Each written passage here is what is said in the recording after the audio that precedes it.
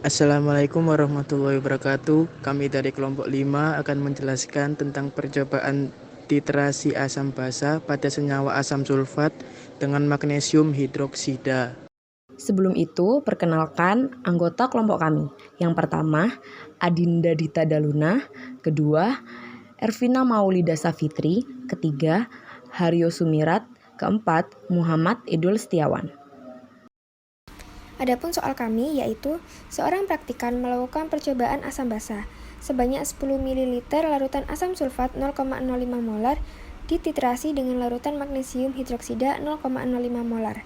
Adapun penambahan volume larutan magnesium hidroksida yang ditambahkan sebagai berikut. Yang pertama 0 ml, yang kedua 7 ml, yang ketiga 10 ml, yang keempat 15 ml, dan yang terakhir 20 ml. Di sini, asam sulfat termasuk asam kuat dan magnesium hidroksida termasuk basa lemah. Untuk menjawab soal opsi A, yaitu menghitung pH pada setiap penambahan larutan. Nah, langkah awal di sini kita harus mengetahui nilai pH awal atau pH sebelum adanya penambahan larutan lain. Nah, menggunakan rumus apa? Kita lihat dulu senyawa yang memiliki data lengkap. Nah, di kelompok saya, senyawa yang memiliki data lengkap yaitu H2SO4 yang termasuk asam. Sehingga kita menggunakan rumus H+ sama dengan valensi asam dikalikan molaritas asam. Nah, setelah mengetahui nilai H+, kita masukkan ke rumus pH. pH sama dengan minus log H+, sehingga nilai pH akan ketemu. Kemudian, kita mencari nilai pH pada penambahan 7 ml. Nah, langkah awal di sini kita harus mengetahui nilai mol pada masing-masing senyawa menggunakan rumus molaritas dikalikan volume.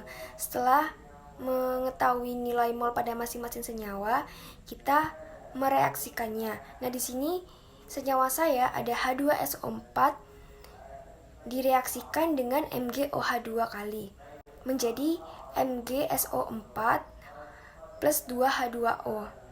Nah, di sini menggunakan MRS. Nah, setelah itu yang memiliki sisa yaitu H2SO4 dan MgSO4. H2SO4 di sini merupakan asam kuat dan MgSO4 merupakan garamnya. Nah, karena yang sisa adalah H2SO4, maka langkah selanjutnya mencari konsentrasi dari H2SO4 tersebut menggunakan rumus mol dibagi dengan volume total. Setelah tahu nilai konsentrasi dari H2SO4, kita cari nilai H+. Setelah itu, di sini kita jabarkan senyawa H2SO4 akan menjadi 2H+ plus SO4- karena koefisien H+ adalah 2, maka nilai H+ menjadi 0,0176 molar. Lalu selanjutnya kita tinggal mencari nilai pH-nya saja. Selanjutnya pada penambahan 10 ml. Nah, caranya sama seperti yang di awal, yaitu mencari mol pada masing-masing senyawa yaitu H2SO4 dan juga MgOH2 kali. Nah, setelah itu kita mereaksikannya dan memasukkan nilai molnya pada reaksi tersebut. Nah, seperti yang kita lihat di sini tidak ada sisa pada H2SO4 dan juga MgOH2 kali, sehingga bisa dikatakan sebagai hidrolisis. Nah, gimana sih cara nyari pH ketika hidrolisis? Nah, langkah pertama, kita harus menjabarkan dari garamnya. MgSO4 jika dijabarkan menjadi Mg2+ dan SO42-. Karena koefisien 1, maka nilai Mg2+ sama dengan 0,5. Kemudian, kita harus mencari nilai konsentrasi dari garamnya. Kenapa saya menggunakan K+? Karena sebagai permisalan saja, kation. Nah, rumus dari konsentrasi garam yaitu mol dari garam tadi Mg2+ dibagi volume totalnya.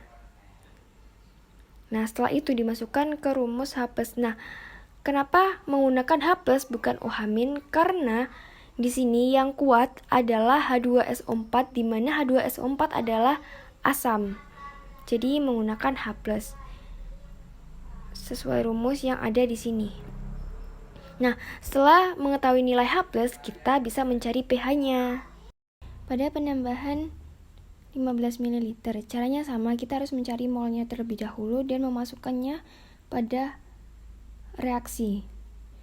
Nah, di sini yang sisa adalah MgOH2, di mana MgOH2 adalah basa lemah. Nah, jika yang sisa adalah basa lemah, kita bisa menyebutnya sebagai larutan buffer. Nah, selanjutnya cara mencari pH-nya, langkah awalnya yaitu menggunakan rumus OH-. Nah, di sini saya menggunakan rumus OH- karena apa? Karena yang bersisa adalah basa. Jadi menggunakan rumus OH- yaitu Kb dikalikan molnya basa dibagi dengan molnya asam konjugasinya. Setelah itu menemukan nilai OH-. Kemudian dimasukkan ke POH dan kita bisa mencari pH-nya. Pada penambahan 20 ml sama caranya dengan penambahan 15 ml karena dia terjadi pada reaksi buffer. Dan inilah grafik dari perhitungan pH kami dari setiap penambahan larutan. Nah, prediksi indikator pH yang tepat untuk menentukan titik ekivalen. Nah, sebelum itu, titik ekivalen adalah kondisi ketika seluruh asam tepat bereaksi dengan basa. Nah, dalam kondisi ini, mol basa sama dengan mol asam. Jadi, pada titrasi senyawa kami, titik ekivalennya yaitu pada pH 2,3, sehingga menggunakan timol biru. Kemudian, prediksi pada penambahan magnesium hidroksida keberapa mengalami titik akhir titrasi. Nah, titik akhir titrasi ini ketika si larutan magnesium hidroksida sudah berubah warna, itu bisa dikatakan sebagai titik akhir titrasi. Nah, di situ pada saat pH lebih dari 2,3.